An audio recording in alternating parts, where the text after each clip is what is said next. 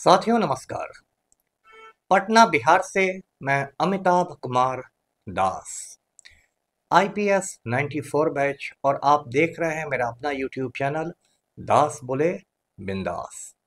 साथियों, इस चैनल में मैं आपको ऐसी जानकारियां भी देता हूं जिनको जानना जरूरी है, लेकिन जिनको ज़्यादातर लोग नहीं जानते। आज मैं आपको एक स्कूल टीचर की कहानी सुनाऊंगा जिसने नेपाल में राजशाही का, राजतंत्र का खात्मा कर दिया।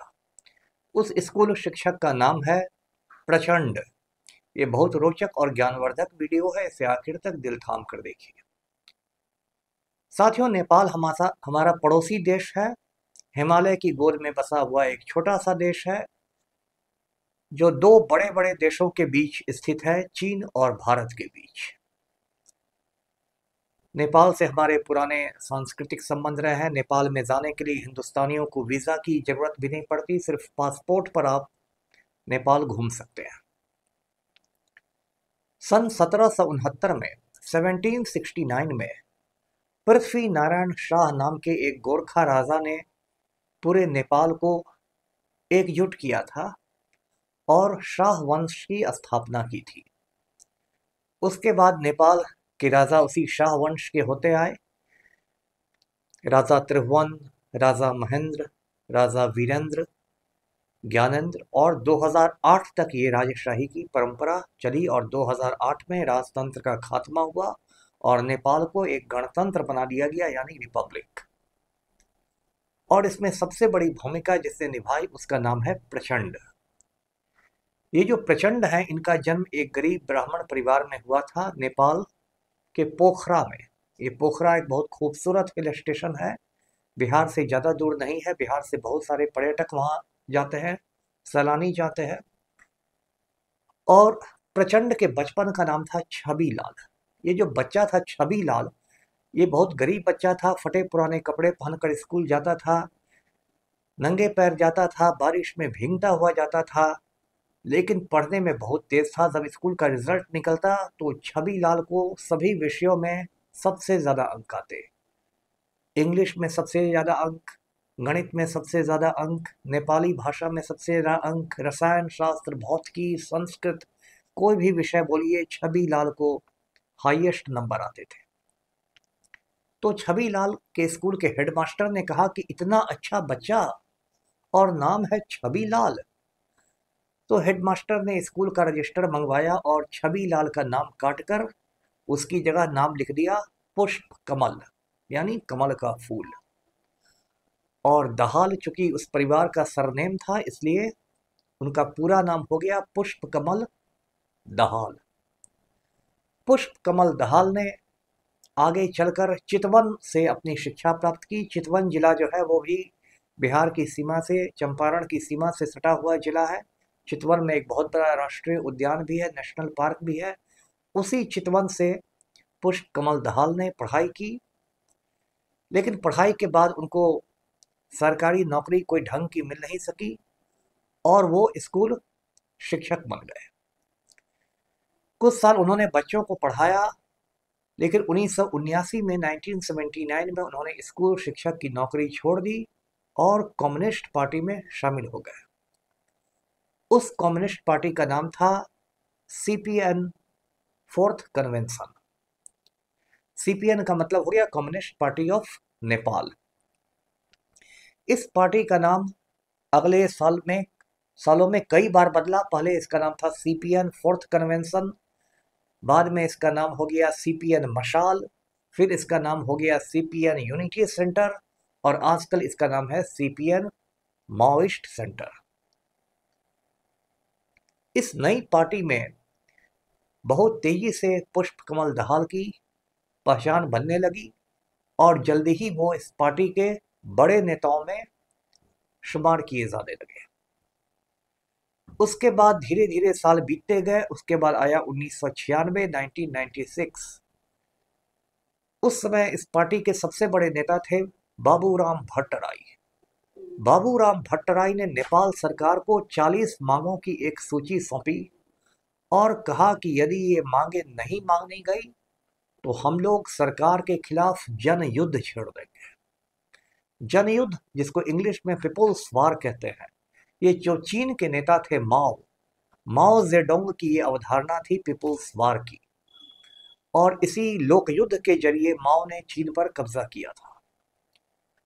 तो बाबूराम भट्टराई ने भी लोक युद्ध छेड़ने की धमकी दी, और जब उनकी मांगे नहीं मानी गई तो सन 1996 में ही लोक युद्ध शुरू कर दिया गया, पीपुल्स वार शुरू कर दिया माओवादियों ने नेपाल की सत्ता के खिलाफ, राजा के खिलाफ, नेपाल के सरकार के खिलाफ।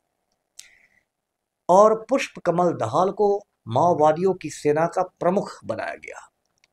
अब ये जो लोक युद्ध था ये 10 बरस तक चला, 1996 से 2006 तक बहुत ही हिंसक लोक युद्ध था, और कहते हैं कि 13,000 लोगों की इसमें जानें गई। इसमें बार बार माओवादियों ने पुलिस वालों पर हमला किया, सैनिकों पर हमला किया, सेना पर हमला किया, और सैकड़ों पुलिस वाले और सैनिक मारे गए, सैकड़ों माओवादी भी मारे गए। उसके बाद धीरे धीरे नेपाल की स्थितियां बदलने लगी। 2001 में एक बड़ी घटना हुई। नेपाल के राजमहल में, जिसको नारायण हिती महल कहते हैं, वहां राजकुमार दीपेंद्र ने पूरे राज परिवार का खात्मा कर दिया। गोलियों से पूरे राज परिवार को भून दिया, राजा वीरेंद्र को भून दिया, रानी ऐश्वर्या को भून दिया, अपने छोटे भाई निरंजन को भून दिया, अपनी छोटी बहन श्रुति को भून दिया, और सबसे आखिर में खुद को भी गोली मार दी। इस पूरे नरसंहार से नेपाल की राजशाही बिल्कुल हिल गई। दीपेंद्र की भी 1-2 दिन बाद अस्पताल में ही मौत हो गई, और उसके बाद ज्ञानेंद्र नेपाल का राजा बना। ये ज्ञानेंद्र जो था ये बिल्कुल तानाशाही प्रवृत्ति का था, और इसने वहां पर प्रजातंत्र को, जनतंत्र को कुचलने की बहुत कोशिश की। इसका माओवादियों ने जमकर विरोध किया, नेपाली कांग्रेस ने भी विरोध किया, और उसके बाद ज्ञानेंद्र को झुकना पड़ा। बहुत सारी ताकतें उसको संसद को देनी पड़ी। 2008 में नेपाल में संविधान सभा के चुनाव हुए। उन चुनाव में माओवादियों ने भी हिस्सा लिया। तब तक माओवादी 2006 की संधि के बाद बाहर आ गए थे, वो भूमिगत नहीं रहे थे। और 2008 के संविधान सभा के चुनाव में माओवादियों की शानदार जीत हुई। उसके बाद संविधान सभा ने जो संविधान बनाया उसमें नेपाल में राजतंत्र का खात्मा कर दिया गया, और नेपाल को गणतंत्र बना दिया गया। यानी नेपाल को मोनार्की से रिपब्लिक घोषित किया गया, और अंतिम जो राजा था ज्ञानेंद्र को बर्खास्त कर दिया गया, और उसे महल छोड़ के भागना पड़ा। इतना ही नहीं, संविधान सभा ने नेपाल को एक धर्मनिरपेक्ष राष्ट्र घोषित कर दिया। इसके पहले नेपाल एक हिंदू राष्ट्र हुआ करता था, दुनिया का अकेला हिंदू राष्ट्र था। लेकिन संविधान सभा ने कहा कि नहीं, नेपाल अब एक धर्मनिरपेक्ष राष्ट्र होगा, सेक्युलर कंट्री होगा, जहां हिंदू, मुसलमान, सिख, ईसाई सबको बराबरी का दर्जा होगा।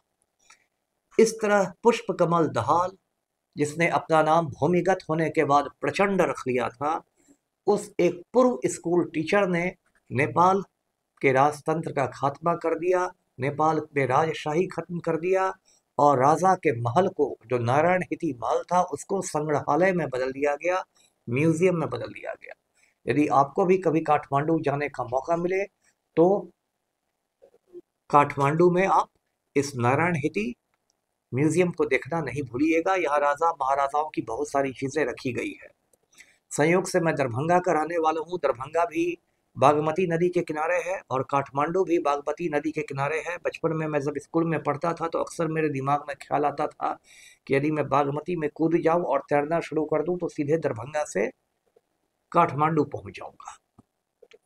तो इस तरह पुष्प कमल दहाल ने, प्रचंड ने इतना बड़ा कारनामा किया, जबकि कुछ साल पहले तक लोग ये कल्पना भी नहीं कर सकते थे कि नेपाल में कभी राजशाही खत्म हो सकती है, क्योंकि नेपाल की जनता के दिमाग में बैठा दिया गया था कि राजा जो होता है वो भगवान विष्णु का अवतार होता है। और ऐसी हालत थी कि नेपाल में एक छोटी सी पान की जो दुकान भी होती थी उसमें भी राजा रानी की तस्वीरें लगी रहती थी, और ऐसा राजभक्ति का नशा लोगों पर था कि कोई कल्पना नहीं कर सकता था कि कभी कोई स्कूल टीचर राजा को ही बर्खास्त करा देगा। स्कूल के टीचर सामान्यतया बच्चों को मुर्गा बनाते हैं, लेकिन प्रचंड एक ऐसे स्कूल टीचर थे जिन्होंने नेपाल नरेश को ही मुर्गा बना दिया। साथियों, गणतंत्र बनने के बाद पुष्प कमल दहाल और प्रचंड नेपाल के पहले प्रधानमंत्री बने। उसके बाद वो कुछ कुछ समय के लिए 2 बार और प्रधानमंत्री बने और आज की तारीख में वो जो नेपाल की जो संसद है, प्रतिनिधि सभा है, उसमें वो विपक्ष के नेता हैं, लीडर ऑफ द अपोजिशन है। तो प्रचंड की कहानी मैंने इसलिए सुनाई कि किसी को खुद को कमजोर नहीं समझना चाहिए। चींटी भी यदि हाथी के सूंड में घुस जाती है तो हाथी को परेशान कर देती है।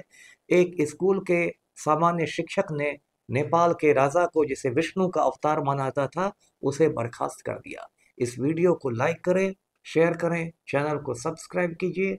धन्यवाद। जय हिंद।